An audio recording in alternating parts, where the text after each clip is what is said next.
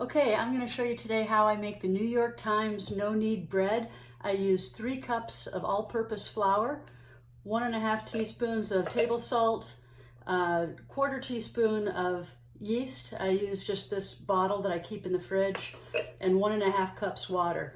I mix them all in this 10-inch bowl that I bought at Safeway. I use a dough scraper I bought at Amazon to help mix things together. And this is a silicone lid that I let it rise with. So we're going to start off with 3 cups of flour. 1. I buy my flour just at Costco. Nothing's fancy. 2.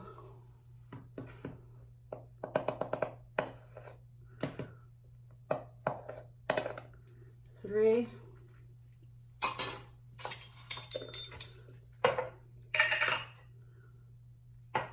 1.5 of salt. Some people like their bread a little less salty. You could decrease that. 1/4 teaspoon of yeast.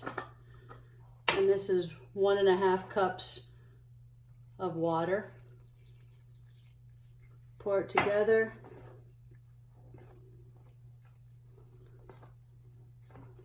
And then we're just going to mix the wet and dry together.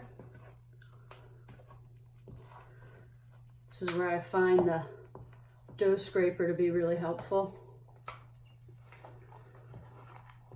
I was always a little intimidated by bread because of the whole having to knead bread. How would you know when it's ready? This one doesn't involve any kneading, but it does take more time to make. This bread, start to finish, will be about 12 to 18 hours. So you kind of have to time it.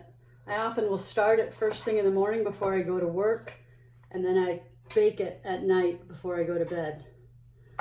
So I'm just going to scrape off that dough. So as you see, everything has come together. I'm going to cover it with this silicone lid. You can use just saran wrap. I was just trying to get away from using single wrap plastic every time I made bread. And that's it.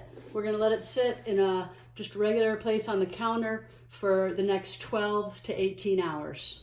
Okay, now we've let our dough rise for about 13 hours. I'm now going to first preheat the Dutch oven, 450 for about 45 minutes. So here's my cast iron Dutch oven. It's a 5-quart. This is about 10.5 inches across. So make sure it has a good fitting lid. This becomes a second oven inside your oven where the bread will get a really nice crust. I'll put that into my oven at 450. Now come over here, and when it's had a nice rise, you'll see a lot of bubbles in it. I'm going to use about a 1/4 cup of flour and just spread it nicely over this board. This dough is still pretty sticky, and I'm going to use my dough scraper to put the dough, as I said, still pretty wet, onto the floured surface. And then I'm going to put some more flour, just sprinkle on top, and then on my hands. And you want to just take this dough and spread it out into a nice rectangle.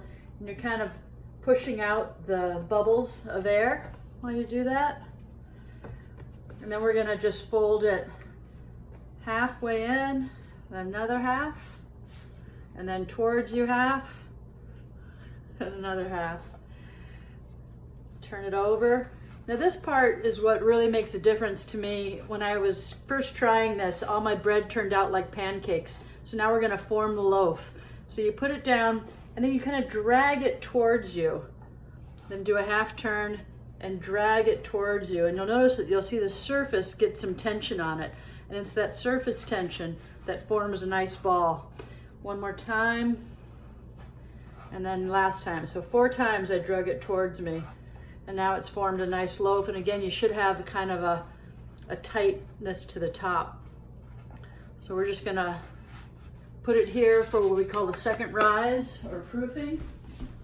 We're gonna cover it with a tea towel. And that's it. So in about 45 minutes, the Dutch oven will be nice and hot, and that'll be our last step. Okay, so we've let my loaf have a second rise for about 35 to 45 minutes. Meanwhile, my Dutch oven has been preheating at 450 degrees for the same amount of time. This is very hot. Take the lid off, and I'm going to transfer the loaf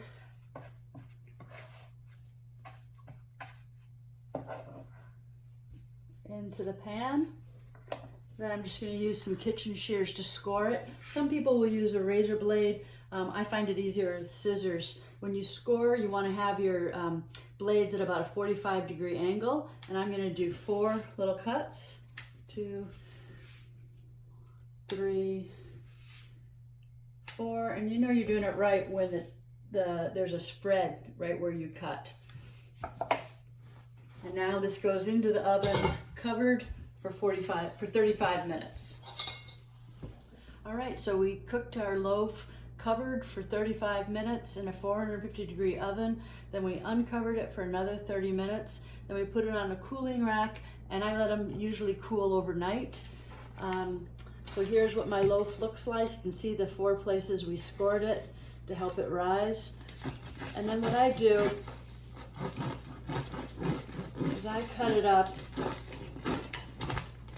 And for me, it's hard to eat a whole loaf. It's hard to eat a whole loaf before it goes stale. So I cut nice sized pieces, and I cut up the entire loaf, and I just put them into a plastic bag like this, and I freeze it. And I'll have the whole loaf cut up in this bag, and then every morning I get up and take 2 pieces out that are frozen, put them in my toaster on the highest level, and it thaws it and toasts it at the same time, and then it tastes really fresh. So just to review again, this is the New York Times No Knead bread. This is the amounts. We're going to cover it and let it rise for 12 to 18 hours. Then we preheat our Dutch oven, form the dough loaf, and then another second rise, then transfer it to the oven and bake at 450 for about an hour. Again, I usually start this first thing in the morning, say 7 o'clock, and then I start the second rise at 7 p.m. after work, and then I cook it, and by 9 p.m. I've got a nice loaf. But I often cut it the next morning after it's had a chance to cool. I hope you guys enjoy it. It's a great, easy bread.